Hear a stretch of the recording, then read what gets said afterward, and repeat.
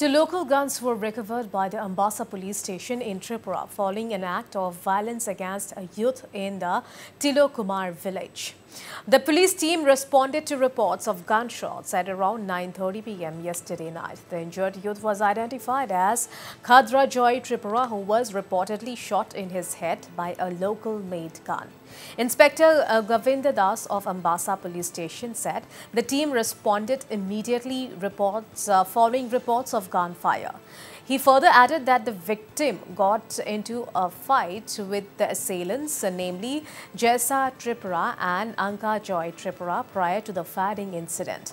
The Ambassa Fire Department staff rushed Khadra Joy to Kulai District Hospital for treatment, after which he was referred to GBP Hospital for advanced care.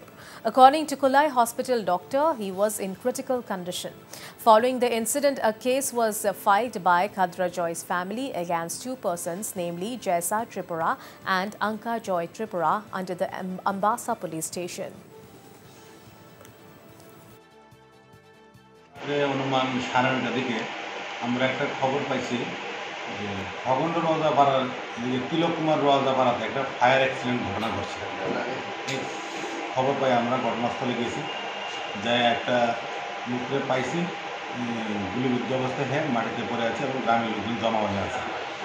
জিজ্ঞাসাবাদ করছি, জিজ্ঞাসাবাদে জানতে পারছি যে ওই এলাকার ওই জয়সা ত্রিপুরা এবং অঙ্কা জয় ত্রিপুরা তাদের মধ্যে এবং ওই খদ্র যে গুলিবিদ্ধ তাদের মধ্যে ঝগড়াও ছিল।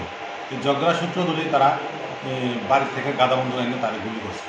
গুলি করার পরে যখন চিৎকার শুরু হয়েছে, এলাকার লোকজন তারা জঙ্গলে পালিয়ে গেছে। এরপরে আমরা সারা রাত্র জঙ্গলে তল্লাশি করছি তাদেরকে অ্যারেস্ট করার জন্য, কিন্তু সকাল অবধি তাদেরকে আর জঙ্গলের মধ্যে খুঁজে পাইনি।